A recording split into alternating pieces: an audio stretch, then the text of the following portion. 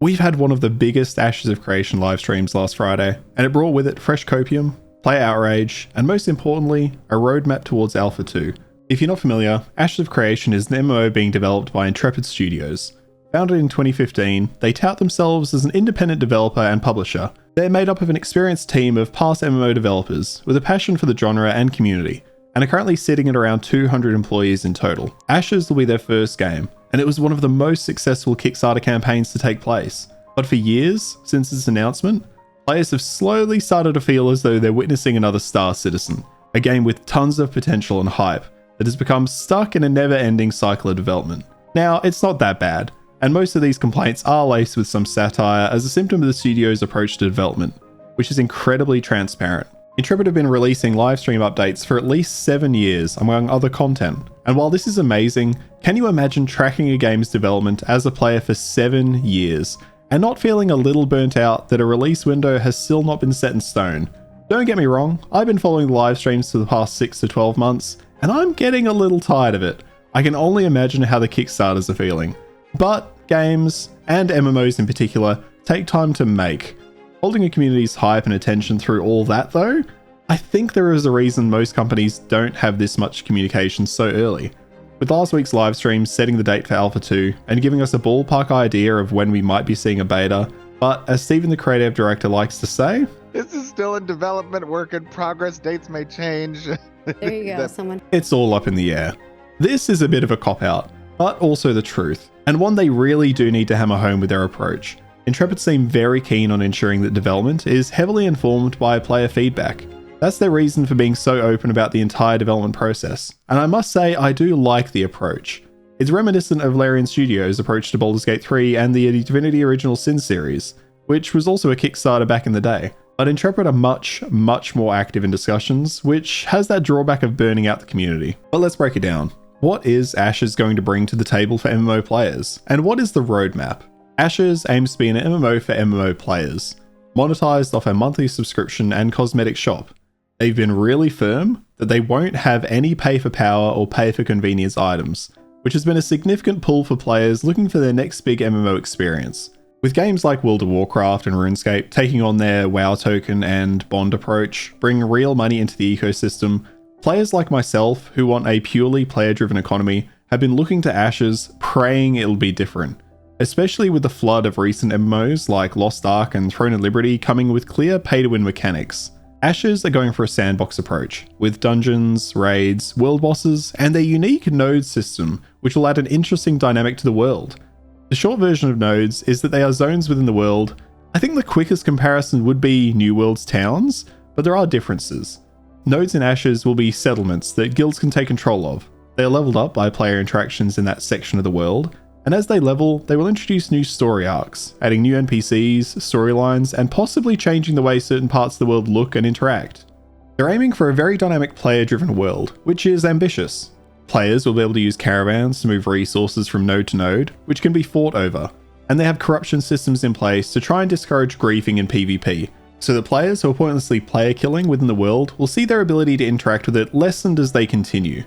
Players will have access to a number of races and up to 8 character classes, with each character choosing a second subclass, leading to 64 different build combinations when it comes to class selection alone. There's a ton to cover, and all of it is subject to change, so check out their YouTube channel for more information, or let me know what you're interested in below, and I may cover it in the future. And as a shameless plug, if you want to help me and the channel out, hit the like button and sub for more. But back to it. This doesn't look like it's gearing up to be a very casual MMO. We've heard there will be a lack of group finders, and there is almost certainly going to be the expectation that socializing within the game will be an important aspect of finding your footing and finding long-term enjoyment. From what I've seen, the game is very focused on community interactions, agency, and world building. Players will decide how nodes grow, whether to vassal smaller nodes or take them to war. I can see a ton of variety to this game, and with the help of the dynamic systems changing the world alongside player actions, we could be in for an insane experience. This, of course, is all in development, and there is a risk in my eyes that if not properly balanced, we could see issues we saw in New World, where certain guilds take over entire servers, completely draining them of playability for those not involved. But this remains to be seen, and I think highlights the importance of that player feedback and engagement during the development process that Intrepid are aiming for. So let's look at that. Ashes is not currently playable and won't be for some time. People who backed the Kickstarter have been engaged in testing periods and have got in over time. Most players, though, have just been watching, dying to get access to this game. And in the most recent livestream, we finally got answers on how those who missed the Kickstarter could get involved. The downside is, it costs a minimum $100. What a fucking choice. This wasn't received well. Now, originally, this would only get you access to the alpha testing. No beta, nothing else. This was scummy, insanely so. Imagine paying $100 to alpha test a game and getting no beta, nothing else at all. You experience arguably the worst version, help them fix it, and then get tossed to the wind. All for the cheap price of $100. Thankfully, with the backlash that obviously was going to come from this announcement, they changed course. How did they ever think that was going to fly? Now, with the backlash and changes, buying into Alpha 2 gets you access to the beta, and will also get you some game time at launch, as well as some cosmetic shop currency, so we at least have some direct value in those packages. The absolute balls this company had to try and sell testing to their community. I'm actually impressed. That is one of the fastest ways to alienate yourself from the community itself. Something they keep highlighting as important to them. Asking people to pay you to test your game is so backwards. In the past, companies would need to pay people to do that, but they decided to try and make money off the hype. It's worth highlighting that Ashes is subscription based on release, so it's not like you're buying the game, you're buying the right to test the game, and it's an alpha state, it's likely going to be rough. The beta access sweetens the deal some, as the game should be more fleshed out by that stage, but this should never have occurred. And I think what frustrates people the most was the lack of honesty behind the decision. Because on face value, you're charging over $100 for alpha access. Why would you do that? Either you need more money for development, which if that's the case, just go ahead and say it, but they've previously said they're well funded already, or they're a greedy motherfucker. So which is it? Because it's one of them. If you needed testers, you could have just asked people to sign up rather than play on their FOMO. Players have been desperate to try Ashes. If they'd put out a lottery to let some people in, they would have been inundated. So if you need testers, you're set. This can only stink of greed, which is a shame. I've been watching this closely for a while and have been getting pretty hyped. They're touting no real money interference with the game world, a return to more classic MMO gameplay, and then we get this big middle finger to the community. I wonder if they will go down the bond or token route 6 to 12 months after release. I guess we'll just have to see. If they made this decision lightly, they're impressively idiotic. If they made this decision with a lot of forethought, then they're greedy. The problem is, it has to be one of those two options, and that's where the community disappointment is arising. Any reasonable gamer is going to know this is a very bad sign, because a stupid developer is a problem, and a greedy one is just as problematic for the longevity of the game. But I am going to join some of you in huffing that copium, and pray this is just a bump in the road.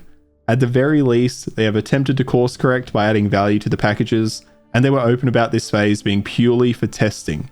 Community feedback, greed, oh, sorry, excuse me. No, definitely not for greed. And they said the playability won't be present. They hammered it in. This won't be a game in the alpha state. And it's worth me highlighting that. If you decide to buy into the alpha testing, you will be testing. You likely won't really be playing the game in any specific term.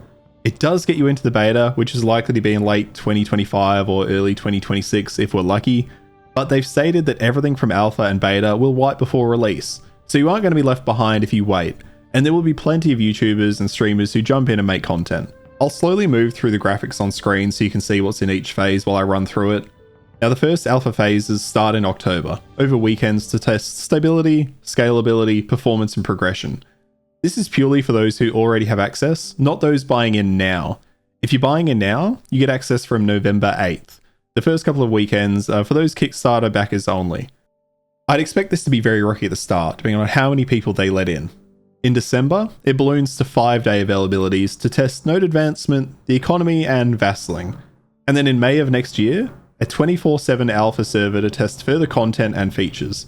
I'd hope that alpha server that opens the way for a beta in early to mid 2026, but we'll have an idea of that based on how the alpha progresses. Obviously, there's a lot more that's going to be added in each phase, which I've been showing on screen as well, so quickly scroll back and pause if you need to check those out. If you are thinking about buying, remember that buying into phase 1 of the alpha gets you access to all of them. If you're hoping to play a game, I don't know if I would recommend it. In fact, I actively wouldn't recommend it. If I did, I'd say buy into Phase 3 and then enjoy the 24/7 server and later beta servers next year or further out. Getting into the alpha weekends isn't going to be for you if you want to try the game. It's not going to be much of anything in that state, I imagine. The live streams we've seen so far look decent, but they're not where it needs to be an enjoyable game. And I believe they intend to wipe progress between weekends, so you won't be grinding towards a goal. Personally, I'll likely pick up a key, but with the intention of creating content around it, and providing feedback in the hope that this game will become the best it can be. The world of Vera on release is going to be massive. I believe they said that it's going to be in the realm of 12,000 square kilometers. They'll have dynamic weather systems, a day-night cycle, and changing seasons. The dynamic story arcs, which will change the world for all players as the server progresses, and a really fun dynamic of having no global trade house, meaning a guild wanting to trade in goods from their node will need to transport them to another if they want to make higher profits, but risk having it stolen, giving players a great risk or reward system, and a natural way to create player interactions and friction. Despite their recent actions, it's clear that Interpret have put a ton of thought into how they want the game world to function. Server sizes, functions, and all of that appears to still be up in the air. They have a really interesting live stream on their server meshing technology, which I'd recommend checking out if you like the nerdy side of development, which is aimed at creating a highly stable environment. Ashes looks to be an incredibly ambitious project, and one that's had the MMO community talking for a while. I'm glad I only became aware of the game over the past couple of years and haven't had to deal with the 7 to 8 years of ongoing hype. Thanks for checking out this video, guys. I'm likely going to pick up a key myself, given my interest in the game. I hate the idea of supporting this type of FOMO monetization, but I'm really keen to test this game and provide feedback in the hope that it will be the best it can be for launch. I'm hoping those that do buy in have the same plans, but only time will tell. As always, like and subscribe for more, but you being here, that's more than enough. Have a great one, guys. Let me know in the comments, are you hyped for Ash of Creation, or has all the waiting burnt you out? Stay tuned for more content in the future, and I'll see you guys in the next one.